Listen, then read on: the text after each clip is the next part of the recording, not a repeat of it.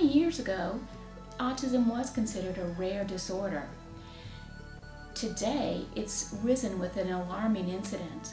As many as 1 in 110 children, including 1 out of every 70 boys, has been diagnosed with autism.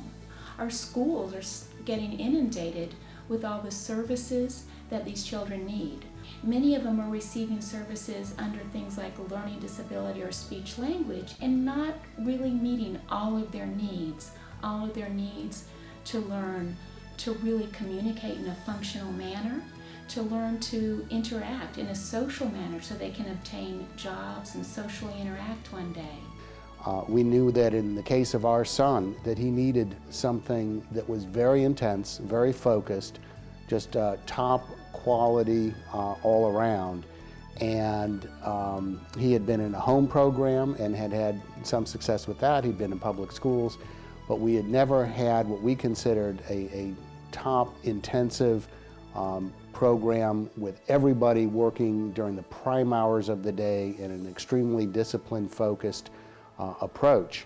And what also made me think of it too was my 7-year-old, I think then probably 5 or 6-year-old, came back with some a kind of a to-do list of what his class was working on that week in school.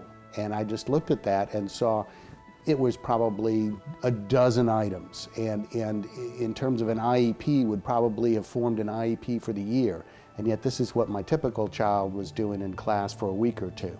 And that made me think that's the kind of thing that we need to have with our older son who had autism, was that kind of multiple goals moving and progressing on a day-to-day basis and as quickly as possible.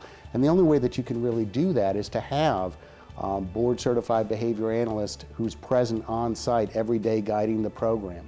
My name is Matthew Wood. I'm the director of the Autism Academy of South Carolina. What led me into this position was my desire to really increase the functional outcomes of kids with autism.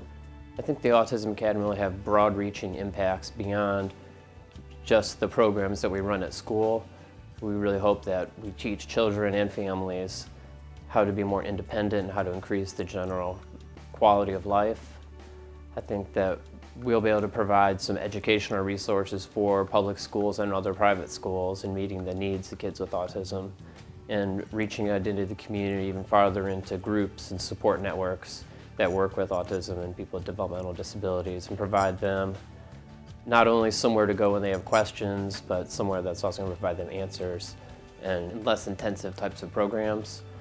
And my hope is that this placement could be somewhere where children can come and young adults can come to master the types of functional and academic skills that they need to be successful later in life. My name is May Baird, and I am the mother of Tate Heffernan, who is almost 18 years old. Be 18 in a couple of months.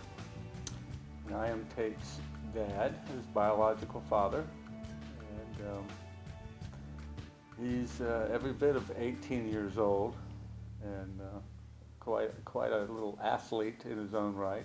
Tate was diagnosed, I think, at about 22 months of age, so it was fortunately very early. But at that time in South Carolina, there were very few services as far as educational services. Certainly there were very few that were specific to autism or that approached effectively educating parents on how to deal with the problems at hand. At the time we started providing ABA services for Tate, schools in South Carolina were not open to those techniques and those types of educational procedures. So we pretty much were left to try to do what we could in our home, and we did the best we could. But it's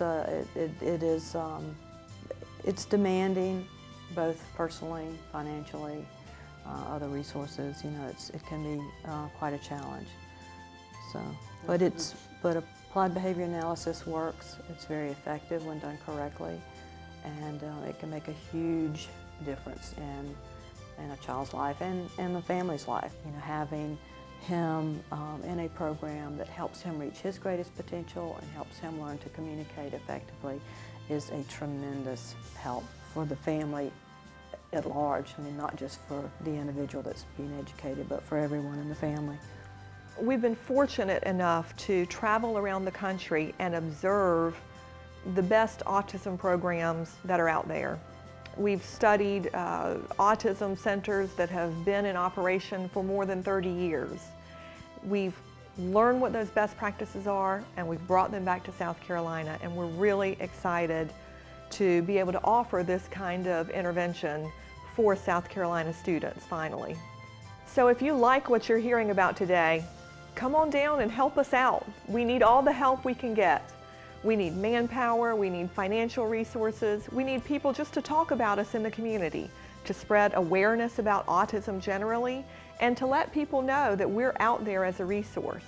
It's our goal to reach as many students as need us at the Autism Academy of South Carolina, and we appreciate your support in helping to make that goal a reality.